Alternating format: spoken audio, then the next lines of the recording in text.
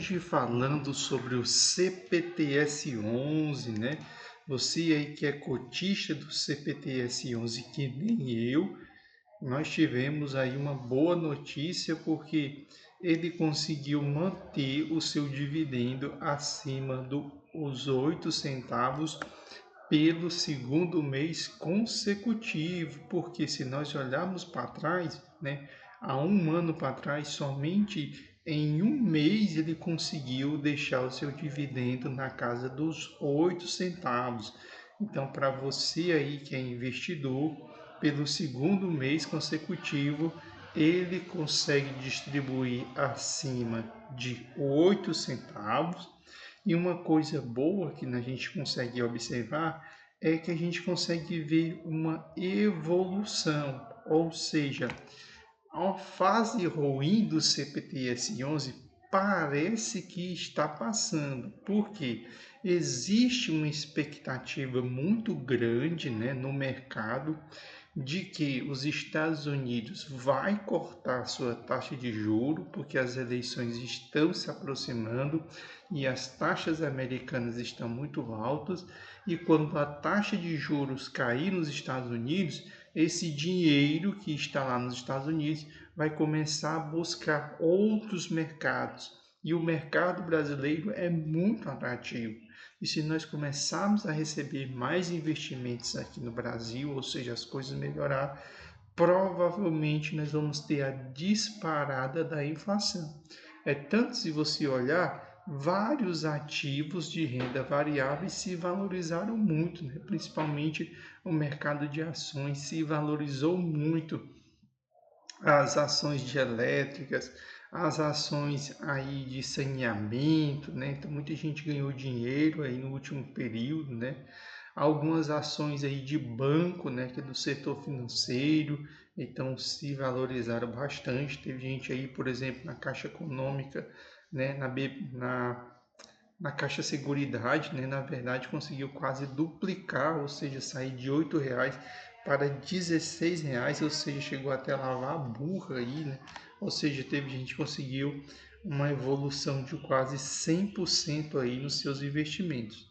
Então, quando esses movimentos acontecem, se tornam bem interessante para fundos que se beneficiam com inflação muito alta ou muitas vezes com CDI muito alto, né? E um deles é justamente o CPTS-11. E isso é muito bom porque quando nós olhamos para o cenário, o que a gente consegue observar olhando aqui pelo cenário? É porque ao longo do ano inteiro, né, ele conseguiu, no mês de janeiro, pagar mais do que janeiro do ano passado, no mês de abril, e agora ele conseguiu novamente. Claro que foi bem mais discreto do que comparado com o ano passado, mas foi maior, né? E se esse dividendo aqui ele se repetir, né? Vamos supor que ele conseguisse distribuir na média o valor dele mais baixo do ano passado, desse ano, né? Que foi esse daqui, que foi de 0,068. Se ele conseguir fazer isso, já vai ser maior do que outubro, já vai ser maior do que novembro e já vai ser maior do que dezembro. Ou seja, se ele distribuir o seu menor dividendo que ele pagou esse ano, já vai ser superior a todos os outros aí do ano passado, né? E isso é algo bem atrativo para nós que somos investidores, certo? Se nós subirmos aqui, a gente vai ver que ele está muito mais próximo da sua menor cotação, que é R$ 7,60, está distante da sua cotação máxima, que é R$ 8,70. O dividendo do CPTS caiu muito, bateu 10,59, mas se essa cotação seguir caindo, existe uma tendência desse dividendo aumentar. Nos últimos 12 meses ele caiu 5,78 e no mês atual ele vem caindo 1,09, né? E eu estou de olho nele porque eu tenho uma posição muito grande em CPTS. Estou esperando ele ir para casa dos R$ 7 para aportar nele de novo, né? Eu que vinha aportando em outros fundos imobiliários, mas se ele começar de novo a passear na casa dos R$ 7, quem sabe seja hora de aportar e conseguir aqui um dividendo aqui superior a 11%, que já bateria a Selic, porque o caso aqui o dividendo ele é isento de imposto de renda, certo?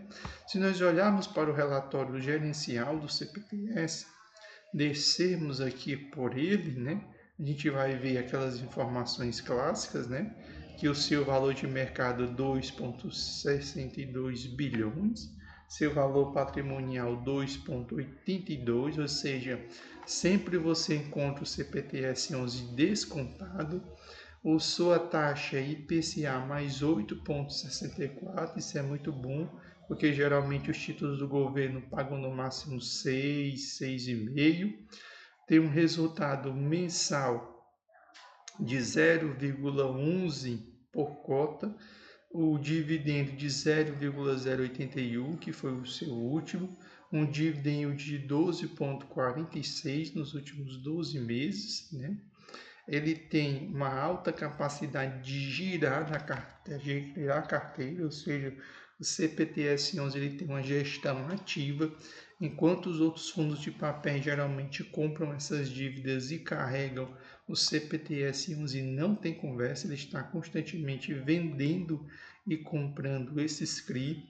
Tem 387.928 cotistas, né?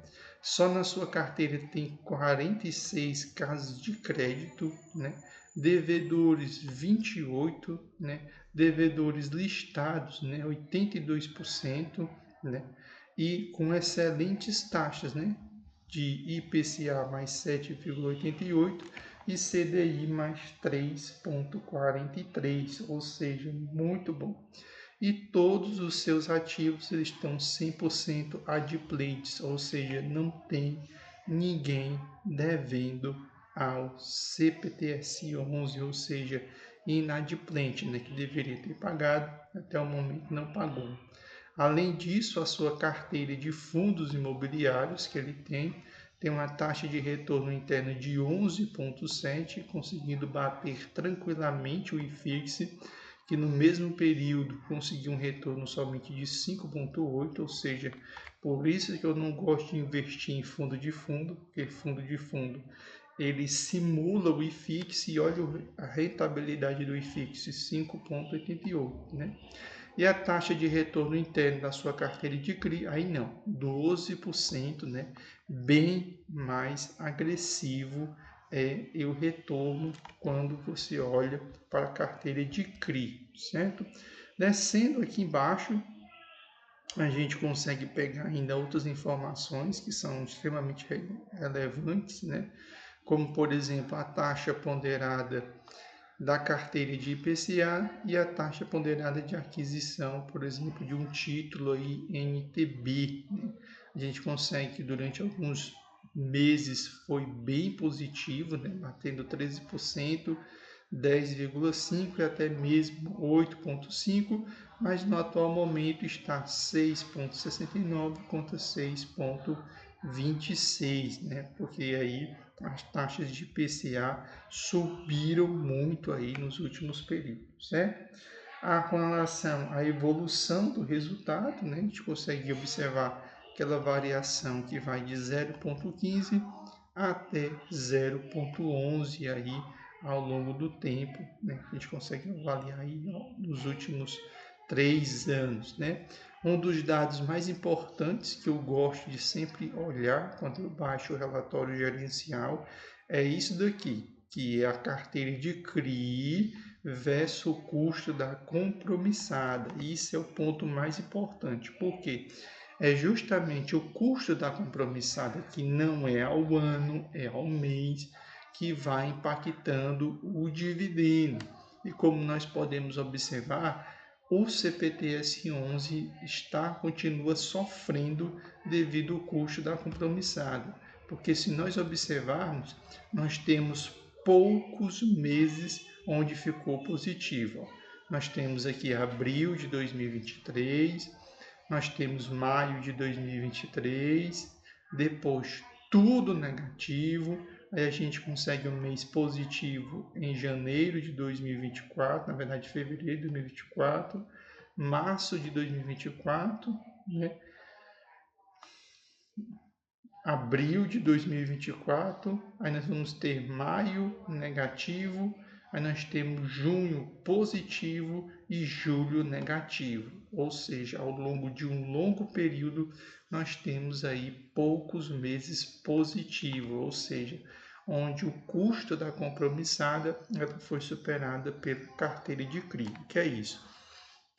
Lá atrás, bem aqui nesse período aqui, ali no início de 2021, o CPTS ele se alavancou. O que é ele se alavancar? Ele pegou o dinheiro que naquele momento ele não estava precisando. Então ele pegou esse dinheiro para comprar novos CRI. Por quê? Ele queria aproveitar o momento em que a taxa Selic estava muito baixa, estava ali na casa dos 3%. Então ele se endividou com títulos atrelados à Selic, que naquele momento estava 3%. Então ele pegou esse dinheiro, investiu e tinha uma excelente carteira, inclusive, ó, que dava retorno de 0,77, 0,66, 0,86, 0,88, 0,98, 0,83, 0,63, 0,41, 0,16, 0,67, 0,85 e 0,38, ou seja, totalmente superando o custo da compromissada. Entretanto, o que aconteceu com a Selic? Saiu de 3 e foi lá para cima da montanha, que é 13,75. Quando isso aconteceu, a carteira de CRI que positivava agora entrou no cenário negativo que permanece até hoje. Por quê? Porque a taxa Selic nunca mais voltou ao patamar de 3, pelo contrário, já está aí há mais de 2 anos na casa de 2 dígitos.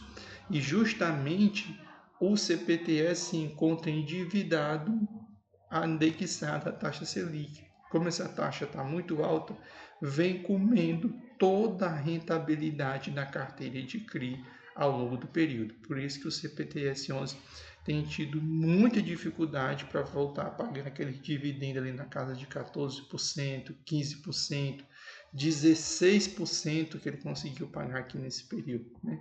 Então, infelizmente, nós estamos aí num cenário onde quanto mais a Selic estiver baixa, maior é o retorno do CPTS, certo? Ao descermos mais aqui, a gente vai ver a tabelazinha de sensibilidade, né?